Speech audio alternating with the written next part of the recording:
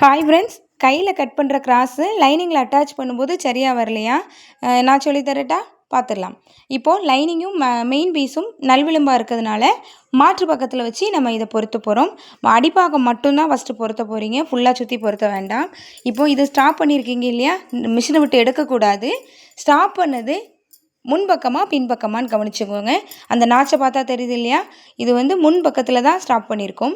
இனி அடுத்த பீஸு நம்ம முன்பக்கம் இருக்கிற மாதிரி தான் நம்ம கொண்டு அட்டாச் பண்ணணும். உங்களுக்கு தெரியுதா?